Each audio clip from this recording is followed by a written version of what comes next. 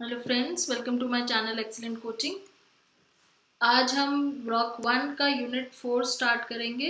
ये इस ब्लॉक का लास्ट यूनिट है जिसमें अर्ली चाइल्डहुड के बारे में डिस्कस करेंगे। अर्ली चाइल्डहुड की फिजिकल, साइको सोशल, कॉग्निटिव और लिंग्विस्टिक डेवलपमेंट के बारे में। तो सबसे पहले इसमें आएगा कि मीनिंग ऑफ अर्ली चाइल्डहुड क्या है, अर्ली चाइल्डहुड का मतलब, फिर उसके करेक्टरिस्टिक्स क्या हैं, उसमें क्या हैजर्ड्स होते हैं, जैसे हमने इन्फेंसी में हैजर्ड्स पढ़ा था, इसमें भी पढ़ेंगे। ग्रोथ एंड डेवलपमेंट किस तरीके से होती है अर्ली चाइल्डहुड में, physical development, psycho social, cognitive and linguistic, तो ये सारी चीज़ें पढ़ेंगे। इंट्रोडक्शन में इन्होंने ये बताया है कि अर्ली चाइल्डहुड हम किसे कहते हैं।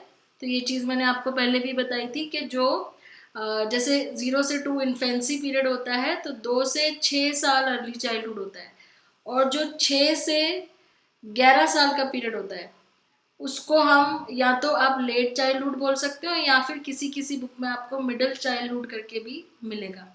तो ये दो हिस्से में चाइल्डहुड डिवाइडेड होता है। अब अर्ली चाइल्डहुड में उसके जो चाइल्ड की जो पर्सनालिटी होती है उस पर क्या चीज़ें ज़्यादा इन्फ्लुएंस करती है कि उसकी सोशल हिस्ट्री कैसी थी। जब वो इन्फेंट था तो उसकी साइको सोशल डेवलपमेंट में केयर गिवर का किस तरह का रोल था, कल्चर उसका कैसा है, वो जहाँ रहता है वहाँ की उस जगह की वो जगह कैसी है, वहाँ का कल्चर कैसा है, वहाँ का एनवायरनमेंट कैसा है, और बच्चे का बायोलॉजिकल मेकअप, मतलब उसके फेशियल फीचर्स हो गए, उसकी फिजिक, उसका ग्रोथ रेट, उसकी जीन्स, हेरिडिटी, ये सब चीज़ें। ऑब्जेक्टिव्स क्या है हमारे इसमें? ऑब्जेक्टिव्स ये है कि हम डिफाइन करेंगे अर्ली चाइल्डहुड को, उसके बाद उसकी करेक्टरिस्टिक्स पढ़ेंगे, फिर उसके अंदर के हैजर्ड्स, और लास्ट में साइको सोशल और कॉग्निटिव एंड लिंग्विस्टिक डेवलपमेंट। तो अर्ली चाइल्डहुड होता क्या है?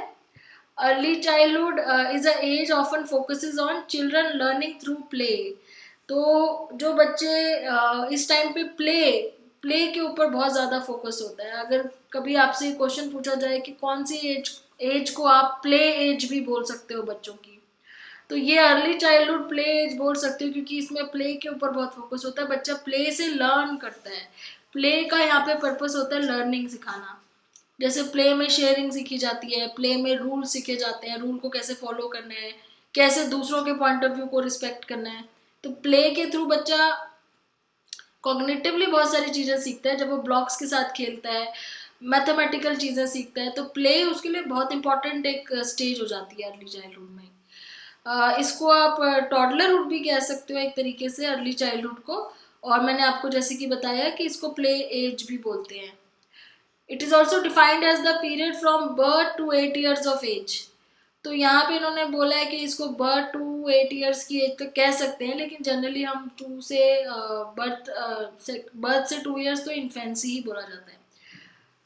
The term preschool or kindergarten age emphasize education around the ages of 3 to 6 years। तो हमने प्री स्कूलर आपने नाम सुना होगा। तो प्री स्कूलर या किंडरगार्टन एज जो होती है वो 3 to 6 ईयर्स ही होती है। अर्ली चाइल्डहुड लर्निंग या early care, early education are comparable with early childhood education. तो ये सारी इसी एज के आसपास की बात हो रही है। इसके करेक्टरिस्टिक्स क्या हैं इस एज के? Some parents feel that behavioral problem of childhood period are more troublesome than physical care of infants। कुछ पेरेंट्स ये मानते हैं कि इन्फेंट को संभालना ज़्यादा आसान है as compare to early childhood, क्योंकि इनमें बिहेवियरल प्रॉब्लम्स होने लग जाती हैं। Some behaviour problems occur in the period such as जिद्दी हो जाते हैं, स्टबरनेस आ जाती है, डिसओबीडियंस हो जाते हैं, नेगेटिविस्ट हो जाते हैं, हर चीज़ में मना करना, नेगेटिव हो जाना, हर चीज़ के लिए मना कर देना, रोने लग जाना। तो इसलिए थोड़ा सा मुश्किल हो जाता है पेरेंट्स के लिए। टॉय एज है क्योंकि बहुत ज़्यादा प्ले में इनका इन्वॉल्वमेंट रहता है, तो बहुत सारे टॉयज चाहिए होते हैं इनको। टॉय इनको हेल्प करते हैं चीज़ों को सीखने में, एजुकेशन में भी टॉयज़ का हेल्प होता है। मैथमेटिकल टॉय टूल्स होते हैं जैसे, टॉयज़ इनकी हेल्प करते हैं कलर्स वगैरह सीखने में, तो बहुत हेल्पफुल होते हैं toys. This is a period when child is considered physically and mentally independent. अब यहाँ पे बच्चा बिल्कुल हेल्पलेस नहीं है, थोड़ा बहुत इंडिपेंडेंट हो गया है, फिजिकली भी मेंटली भी। स्कूल गोइंग एज आप कह सकते हो, क्योंकि किंडरगार्टन वगैरह में जो है प्ले स्कूल में जैसे हम कहते हैं बच्चों को डालना शुरू करते हैं। Children become more self sufficient, independent, develop self esteem. तो ये बहुत सारी चीज़ें उनमें आ जाती हैं। This is a age of foundation of social behaviour and develop physically, cognitive, emotional, social, ये सारी डेवलपमेंट इसमें होती है। हैजर्ड्स किस तरह के होते हैं इसमें? फिजिकल हैजर्ड्स, इलनेस हो सकती है। कुछ बच्चे होते हैं जो बहुत बीमार होते हैं इस एज में, कुछ इन्फेक्शन हो जाता है वायरस की वजह से या कोई और चीज़ की वजह से, बीमार बहुत होते हैं। एक्सीडेंट्स कैसे? क्योंकि बहुत खेलते बहुत हैं, इधर उधर कूदना, वो हर चीज़ को छेड़ना, तो कई बार ये ऐसी चीज़ें जैसे कि नाइफ और कोई ऐसी शार्प चीज़ें उठा लेते हैं, हाथ जला लेते हैं, गिर जाते हैं, तो एक्सीडेंट्स की बड़ी प्रॉब्लम होती है। ओबिसिटी हो सकती है अगर उनका बॉडी बिल्ड एंडोमॉर्फिक टाइप का है या फिर उनके जीन्स में है, उनके पेरेंट्स को ओबिसिटी की प्रॉब्लम है, तो ओबिसिटी हो सकती है। एंडोमॉर्फिक मतलब फैट एंड राउंड टाइप का बॉडी बिल्ड है।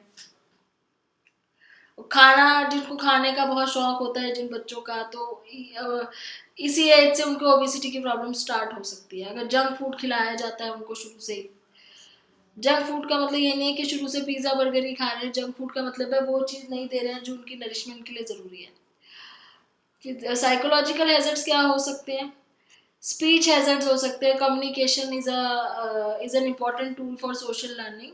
तो कम्युनिकेट करना शुरू कर देते हैं, स्पीच का यूज़ करना शुरू कर देते हैं, लेकिन अगर कुछ प्रॉब्लम आती है उस चीज़ में तो बच्चों की स्पीच में प्रॉब्लम आ सकती है। सोशल हैजर्ड्स हो सकते हैं जैसे कि if a child has some communication problem he may be unpopular. तो क्या होगा अगर किसी को कम्युनिकेशन प्रॉब्लम है तो साथ साथ ही उसको सोशल डेवलपमेंट में प्रॉब्लम आ जाएगी, क्योंकि क्लास में वो अनपॉपुलर होगा, सब लोग उसको, सारे जो बच्चे होंगे वो थोड़ा अजीब तरीके से रिएक्ट करेंगे, बच्चों को नहीं पता होता है कि ऐसे नहीं करना है, तो थोड़ा सा वो जब वो थोड़ा डिफरेंट हो जाएगा दूसरों से तो बच्चे भी उससे उस तरीके से डिफरेंटली बिहेव करेंगे, तो उससे उसकी सोशल हैजर्ड बन जाएगी। कभी कभी बच्चों का अनहेल्दी सोशल एटीट्यूड डेवलप होना शुरू हो जाता है, डिस्क्रिमिनेट करना शुरू कर देते हैं। जैसा घर में एनवायरनमेंट होता है उस तरीके से इनकी सोशल डेवलपमेंट होती है। जैसे वो घर में देखते हैं, पेरेंट्स जिस चीज़ को बुरा कहते हैं बच्चों के लिए वो बुरी हो जाती है, पेरेंट्स जिस चीज़ को अच्छा कहते हैं वो चीज़ अच्छी हो जाती है। प्ले हैजर्ड्स हो जाते हैं क्योंकि खेलते बहुत हैं, तो who feel isolated in a play ground. अब कुछ बच्चे होते हैं जो बहुत आइसोलेटेड, उनके फ्रेंड्स नहीं होते हैं, तो उनको कोई अपने साथ खिलाता नहीं है तो वो आइसोलेटेड हो जाते हैं, तो इस तरह की प्रॉब्लम्स भी आती है। Moral hazards, inconsistent discipline, discipline अगर नहीं, कुछ बच्चे जो बहुत जैसे कहते हैं शरारती टाइप के होते हैं, तो उस वजह से उनको थोड़ा सा सुनना पड़ता है कभी टीचर से, या कभी उनको अजीब तरीके से उनकी तरफ एटीट्यूड हो जाता है दूसरों का। फिर ग्रोथ एंड डेवलपमेंट क्या होती है इस एज में? सो ग्रोथ क्या होती है? हाइट और वेट इंक्रीज होता है, और क्वालिटेटिव क्वांटिटेटिव दोनों तरीके से चेंजेस होते हैं। क्वालिटी भी इंक्रीज होती है, क्वांटिटी भी इंक्रीज होती है। इंटेलिजेंस, क्रिएटिविटी, लैंग्वेज डेवलपमेंट होती है। ये सारी डेवलपमेंट क्या होती है? Progressive series of orderly coherent changes. अगर आप ये डेफिनेशन नोट करना चाहते हो डेवलपमेंट की तो आप ये भी लिख सकते हो उसमें।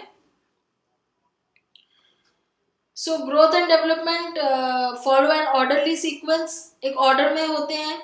हर चाइल्ड जो है वो हर एक स्टेज से पास होता है, जितनी भी स्टेजेस होती हैं डेवलपमेंट की और ग्रोथ की। इंडिविजुअल डिफरेंस होते हैं सब में, सारे चाइल्ड बच्चे एक जैसे नहीं होते हैं, बेशक उनकी स्टेजेस वही होती हैं पास होने की, लेकिन सब बच्चे अलग तरीके से ग्रो करते हैं, अलग तरीके से डेवलप करते हैं। ये डेवलपमेंट जो होती है यूनिफाइड एज अ होल होती है, पूरे ह्यूमन बीइंग की डेवलपमेंट एक साथ होती है as a human being, but उसकी जो डिफरेंट बॉडी पार्ट्स हैं उनका रेट ऑफ डेवलपमेंट अलग अलग है। रेट का मतलब कुछ बॉडी पार्ट जल्दी डेवलप हो जाते हैं, कुछ ऑर्गन्स जल्दी डेवलप हो जाते हैं, कुछ थोड़ा सा टाइम लगाते हैं। Development is essentially the result of interaction between maturation and learning. ये भी डेवलपमेंट के बारे में यहाँ बता रहे हैं कि डेवलपमेंट क्या है, एक इंटरेक्शन है मैचुरेशन और लर्निंग के बीच की। तो अब यहाँ पे सेल्फ असेसमेंट क्वेश्चंस है। पहला कह रहा है कि childhood period is divided into 2 age group. तो 2 एज ग्रुप कौन से हैं? अर्ली चाइल्डहुड और लेट चाइल्डहुड। तो 2 एज ग्रुप में डिवाइडेड है। पहला होता है आपका 2 to 6 और दूसरा होता है आपका 7 to 11। Early childhood period is also called conclusion of, conclusion मतलब कौन से पीरियड के खत्म होने से अर्ली चाइल्डहुड शुरू होता है? इन्फेंसी के खत्म होने से शुरू होता है। Physical hazards or illness, accident, ये सारे फिजिकल हैजर्ड्स पढ़े थे हमने। और हाँ, ओबेसिटी भी पढ़ा था। उसके अलावा साइकोलॉजिकल हैजर्ड्स में हमने क्या पढ़ा, speech, social hazard, moral hazards, play hazards, ये सारे आ जाएंगे। Growth indicate the bodily changes in qualitative and quantitative. अच्छा, ग्रोथ का खाली पूछा हुआ है, सॉरी, डेवलपमेंट का नहीं पूछा है। अगर डेवलपमेंट होगा तो क्वालिटेटिव क्वांटिटेटिव दोनों आएगा, लेकिन अगर ग्रोथ है तो ग्रोथ में आपकी जो डेवलप होती है, ग्रोथ होती है, वो क्वांटिटेटिव बेस पे होती है। हाइट और ये सब चीज़ें आप मेजर कर सकते हो ना। क्वांटिटेटिव मतलब जिस चीज़ का बढ़ना आप मेजर कर सकते हो।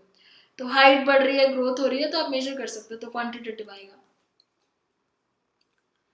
अब फिजिकल डेवलपमेंट में आते हैं। अर्ली चाइल्डहुड जो है, इसमें एरिक्सन, कोलबर्ग, पियाजे, ब्रॉनफेन ब्रेनर, इन सब लोगों ने अर्ली चाइल्डहुड में बताया है कि काफ़ी सटल चेंजेस होते हैं। सटल मतलब जो एकदम सडनली नज़र नहीं आते हैं कि एकदम ही बच्चा बड़ा लगने लग गया या एकदम उसके अंदर ये चीज़ें बदल गई। सटल चेंजेस होते हैं। Physical changes in early childhood are accompanied by rapid changes in child cognitive and language development. मतलब फिजिकल चेंज तो होता ही है, साथ साथ कॉग्निटिव और लैंग्वेज डेवलपमेंट भी होता है।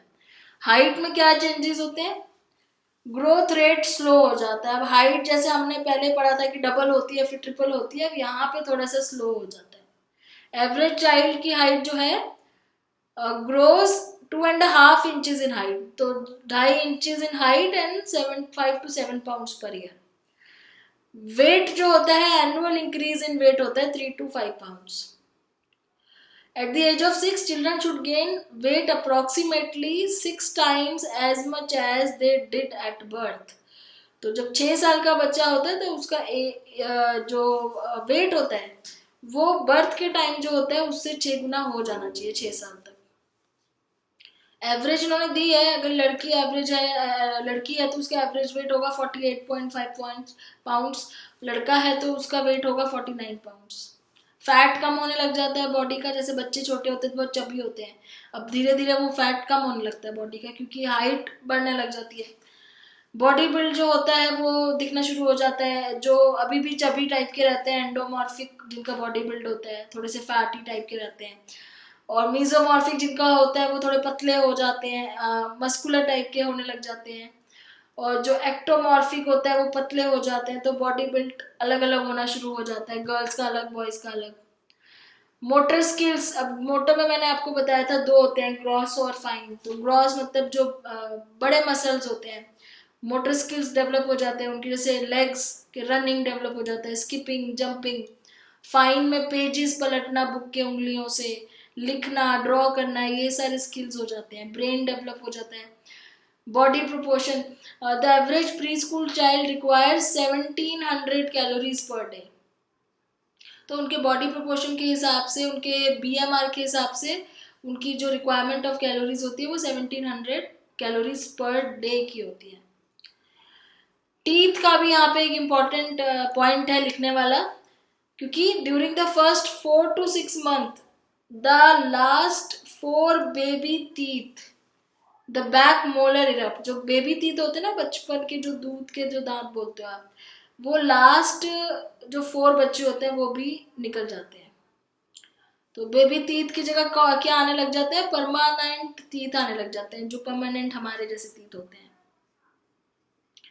फिर आते हैं साइको सोशल डेवलपमेंट में। आपको याद होगा इन्फेंट में हमने एरिक एरिक्सन की साइको सोशल डेवलपमेंट की एक स्टेज पढ़ी थी, ट्रस्ट वर्सेस मिसट्रस्ट। अब यहाँ पे सेकेंड स्टेज आएगी इनकी साइको सोशल डेवलपमेंट की। तो एरिक्सन की जो साइको सोशल डेवलपमेंट है उसमें इनकी जो सेकेंड स्टेज आती है जो अर्ली चाइल्डहुड में दिखती है, उस स्टेज का नाम है autonomy versus shame and doubt. Autonomy मतलब अपने आप को संभाल पाना, और नहीं कर पाए तो शेम और डाउट रहेगा। तो at this age young children self evaluation are either autonomous and positive और नेगेटिव और अशेम्ड। अपने आप को इवेल्युएट करने की कोशिश करते हैं। अगर खुद से कोई काम कर पाते हैं तो अपने आप को पॉजिटिव इवेल्युएट करते हैं, कुछ काम नहीं कर पाते हैं तो negative. Young children who feel autonomous see themselves as good, valuable people who are able to do what is expected of them. अपने आप को ऑटोनोमस समझते हैं, मतलब वो चीजें वो कर पाते हैं जो उनको उस एज पे कर लेनी चाहिए। Young children who feel ashamed, अब जो बच्चे नहीं कर पाते फिर वो हमेशा ही अशेम्ड फील करते हैं, इवन बड़े होके भी उनके अंदर सेल्फ एस्टीम नहीं डेवलप हो पाती है। इस टाइम पे अपनी सेल्फ अवेयरनेस काफी ज्यादा आ रही होती है, कम्युनिकेशन डेवलप हो गई होती है, इसलिए ऑटोनोमस और शेम और डाउट वाली स्टेज आती है। वो अपने आप को इवेलुएट कर पाते हैं कि हम कोई काम कर पा रहे हैं नहीं कर पा रहे हैं। उस टाइम पे जो बाकी बच्चे कर रहे हैं, अगर वो नहीं कर पा रहे हैं, उसके दोस्त कर पा रहे हैं, तो वो बहुत अशेम्ड फील करता है। लेकिन अगर वो पहले कर लेता है सबसे पहले अपने दोस्तों में से कोई चीज़, तो उसको बहुत ऑटोनोम सेंस ऑफ ऑटोनोमस आती है कि मैं कर सकता हूँ, मैं सबसे अच्छा हूँ। तो इसलिए autonomous versus shame and doubt की स्टेज होती है ये। यहाँ पे भी केयर गिवर का रोल होता है, उसको सपोर्ट बच्चे को करनी बहुत जरूरी है। So children in the early childhood stage become skilled at modifying, expressing their emotions. अपने इमोशंस एक्सप्रेस कर पाते हैं। जैसे Billy may feel angry but he knows that having a tantrum at school is inappropriate. अब यहाँ emotional development हो गई है बच्चों की, उनको पता है कि स्कूल में वो अपना गुस्सा नहीं दिखा सकते हैं। वो प्ले स्कूल में अगर कोई बच्चा है, उसको किसी दूसरे दोस्त ने उसको टॉय नहीं दिया, तो वहां पे वो ये नहीं कर सकता कि जोर जोर से चिल्लाए, रोने लग जाए या चीजें तोड़ के फेंक दे। वो इस टाइम पे अर्ली चाइल्डहुड में समझ में आ जाता है उनको कि मैं यहाँ पे नहीं कर सकता ये सब। ठीक है, तो ये हो गई इमोशनल डेवलपमेंट। चेंजिंग और controlling one's emotion in social situation is an important skill that allow children to fit in with groups. तो सोशल डेवलपमेंट के लिए बहुत ज़रूरी है कि वो अपने इमोशंस को कंट्रोल करना सीख जाए, उन्हें पता रहे कि मुझे कहाँ पे अपने इमोशंस दिखाने हैं और कहाँ नहीं दिखाने हैं। फिर आती है कॉग्निटिव डेवलपमेंट।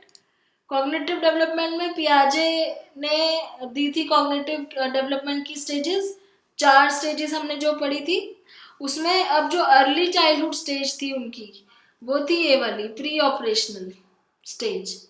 तो इस पे अभी आते हैं, पहले ऊपर देखते हैं क्या लिखा है। तो पियाजे डिस्क्राइब करते हैं यहाँ पे बिहेवियर के प्रोसेसेस होते हैं 2 तरीके से, एक होता है एसिमिलेशन और एक होता है accommodation. Assimilation is the process of using or transforming the environment so that it can be placed in pre-existing cognitive structure. Assimilation क्या होता है कि जो बचपन से बच्चे ने देखा है, अब उसमें वो नई नई चीज़ें सीख के उन चीज़ों को ऐड करता जाता है। और ये प्री एग्जिस्टिंग कॉग्निटिव स्ट्रक्चर को आप कहीं कहीं बुक में देखोगे, ये जो 3 वर्ड्स हैं इसकी जगह एक सिंगल वर्ड आपको दिखेगा लिखा हुआ, जिसको स्कीमा बोलते हैं। तो जो ऑलरेडी माइंड में स्कीमा बना हुआ है बच्चे का, उसमें वो और नई चीजें सीख के ऐड करता है, जिसको एसिमिलेशन बोलते हैं। जैसे एग्जांपल दिया हुआ है कि an infant who uses sucking schema that was developed by sucking on a small bottle when attempted to suck a large bottle. तो सकिंग स्कीमा उसका कैसे बना था, क्योंकि वो बचपन में स्मॉल बॉटल जैसे दूध की बॉटल होती है उसको सक करता था। अब जब वो बड़ा हो गया, स्कूल जा रहा है, तो उसी को यूज करके वो अपनी पानी की बॉटल से पानी पिएगा। एसिमिलेशन। अकोमोडेशन क्या है, is a process of changing cognitive structure. अब यहाँ पे चेंज कर रहा है वो अपने स्कीमा को in order to accept something, क्योंकि उसको कुछ नया दिखा है अपने एनवायरनमेंट में, वो अपने स्कीमा को थोड़ा सा चेंज करके वो नई चीज को सीख रहा है। तो दोनों चीजें एक साथ चलती है। अकोमोडेशन का एग्जाम्पल इन्होंने दिया हुआ है, जैसे an example of accommodation would be when child needs to modify a sucking schema developed by sucking on a pacifier to one that would be successful for sucking on a bottle. अब जैसे वो अपने बचपन में bottle से जैसे दूध पीता था, तो उसका सकिंग करने का तरीका अलग था। अब वो अगर पानी की बॉटल से पानी पी रहा है, उसमें उसका तरीका अलग है। तो यहाँ पे अब वो अकोमोडेशन भी कर रहा है साथ साथ। एक तो वो एसिमिलेशन कर रहा है कि वो सकिंग वाला स्कीमा यूज करके पानी पी रहा है, दूसरा अकोमोडेशन कैसे कर रहा है कि इस बॉटल और उस बॉटल में फर्क है, तो पानी की बॉटल में उसको जिस तरीके से पानी पीना है वो वहां पे चेंज करके अपना तरीका उसको पी रहा है। तो एसिमिलेशन अकोमोडेशन दोनों एक साथ चल रहे हैं। स्कीमास का ये बहुत इन्होंने सिंपल आपको एग्जांपल दिया है, लेकिन स्कीमा बहुत कॉम्प्लेक्स भी होते हैं। जैसे जितनी भी चीजें वो देख रहे हैं अपने एनवायरनमेंट में, वो सब स्कीमा ही है अभी उनके लिए, क्योंकि वो सब चीजें नई हैं। स्कूल क्या होता है उसका स्कीमा उनके लिए नया है, टॉय नए नए तरीके के देखते हैं उसका स्कीमा नया है, दोस्त क्या होते हैं, तो हर चीज का उनका स्कीमा अभी बन रहा है और वो धीरे धीरे बहुत कॉम्प्लेक्स होता जाता है। और पियाजे की जो स्टेज है इसमें प्री ऑपरेशनल स्टेज, इसको आप कहीं कहीं पे देखोगे प्री गैंग स्टेज भी बोला हुआ है, प्री गैंग। गैंग नहीं होती इस टाइम पे बच्चों की, मतलब ग्रुप नहीं होता है, वो भी अपना सिंगल सिंगल खेलना ही पसंद करते हैं। तो एक आध बारी एग्जाम में मैंने क्वेश्चन देखा है कि प्री गैंग एज करके भी पूछा हुआ है। तो पियाजे identified 4 stages of cognitive development, जिसमें से हमने सेंसरी मोटर पढ़ ली है, प्री ऑपरेशनल हम पढ़ रहे हैं अभी। Intelligence is demonstrated through use of symbols, language use which matures, memory and imagination are developed. थोड़ा सा इमेजिनेशन भी डेवलप होने लगती है बच्चों की, इमेजिन करते हैं वो लोग, लेकिन थिंकिंग नॉन लॉजिकल होती है, लॉजिक नहीं होता उनकी थिंकिंग में। सेंटा क्लॉज के बारे में आप बताओगे तो वो यकीन करेंगे कि सच्ची में होता है, फेरीज के बारे में बताओगे तो वो मान जाएंगे। नॉन रिवर्सिबल होती है, वो रिवर्स मैनर में नहीं सोच सकते। आपने अगर उनको कोई चीज एक स्टेप बाय स्टेप करके दिखाई है, आप उनको बोलोगे इनको वापस रिवर्स करो तो वो नहीं कर सकते। ईगोसेंट्रिक थिंकिंग होती है, इसलिए मैंने बोला प्री गैंग एज। अपने बारे में ज्यादा सोचते हैं, ग्रुप बनाने में ज्यादा प्रेफर नहीं करते हैं, दूसरों के बारे में ज्यादा नहीं सोचते, अपने बारे में। 2 to 4 years में children develop symbolic reasoning, the ability to picture an object. तो सिंबल्स बनाना सीख जाते हैं, जैसे वो मम्मी पापा बना के दिखाते हैं ना स्टिक फिगर से, तो सिंबल बनाना सीख जाते हैं। और ईगोसेंट्रिज्म तो होता ही है। Between 4 to 7 years of age, child develops intuitive thought, use of primitive reasoning skills and wondering why। हाँ, एक चीज और इम्पोर्टेंट है, इस एज को आप वाई एज भी बोलते हो। अब क्योंकि यहाँ पे बच्चा ये सोचने लगता है क्यों, हर चीज में क्यों, ऐसा क्यों है, वैसा क्यों है, इसका नाम ऐसा क्यों है, इसका ये कलर ऐसा क्यों है। तो जब बोलना सीखता है तो वो हर चीज में उसके वाई लगा होता है। Starting school is a major landmark for children at this age. Piaget also noted that children feel great difficulty to accept views of others. मतलब दूसरों के व्यूज एक्सेप्ट नहीं करता है, इसीलिए इस स्टेज को उन्होंने बोला है कि इसमें ईगोसेंट्रिज्म होता है। इस एज को प्ले एज भी बोलते हैं, ये हम पहले ऊपर देख चुके हैं।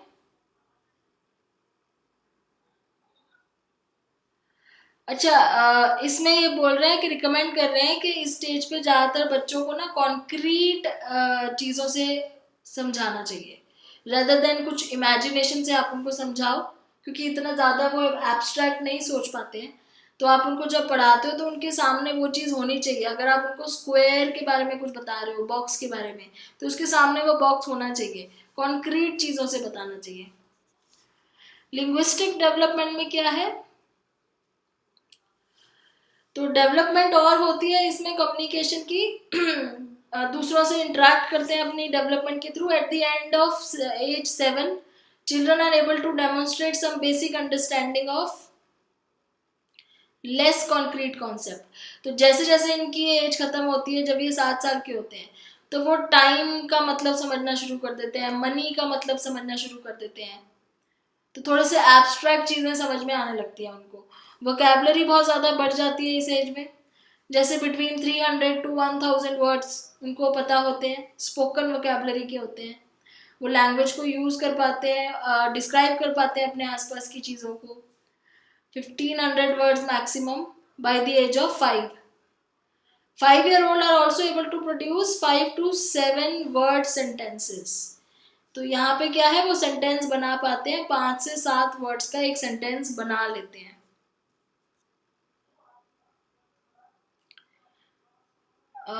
Completely intelligent. Children at this age should be able to tell others a well-connected story about the picture, seeing the relationship। तो इस एज में बच्चे जो है, किसी को अगर जैसे अपने दोस्त को स्टोरी बता रहे हैं किसी फोटो को देख के, तो वो बता पाते हैं इस पिक्चर में ये है, मैंने पापा बनाया, मम्मी बनाया है, तो वो स्टोरी बना लेते हैं उसको देख के। At the age of 7 years child master the consonants. तो कॉन्सोनेंट्स बोलने सीख जाते हैं, जैसे कि SZ हो गया, R हो गया, वॉइसलेस TH, जैसे दैट बोलना है तो TH CH, इस तरह की। They should be able to handle opposite analogies, जैसे boy opposite antonyms, opposite words, similar words, इस तरह की चीजें सीखना शुरू कर देते हैं। लास्ट में सेल्फ असेसमेंट क्वेश्चंस हैं इसमें, ट्रू और फॉल्स। तो पहला क्वेश्चन कह रहा है कि early childhood is a more developing period, तो ट्रू है। Boys muscles get weak during the early age, तो ऐसा कुछ भी नहीं कहीं पे लिखा हुआ, तो हम इसको फॉल्स कहेंगे। Children start to evaluate themselves, ये एकदम ट्रू है क्योंकि अपने आप को इवेलुएट करते हैं, इसीलिए तो autonomous versus shame and doubt का स्टेज आता है। Egocentrism is the start of pre operational stage, तो इसका स्टेज का नाम ही प्री ऑपरेशनल है। क्लियर कम्युनिकेशन में हैजर्ड्स फॉर द चाइल्ड, तो क्लियर कम्युनिकेशन कोई हैजर्ड नहीं होती है, अगर कम्युनिकेशन ना कर पाए तो हैजर्ड होती है, तो ये फॉल्स है। तो इसके बाद आपका ये भी यूनिट खत्म हो गया है। हमने ब्लॉक 1 कवर कर लिया है, नेक्स्ट वीडियो से ब्लॉक 2 स्टार्ट करेंगे। Thanks for watching.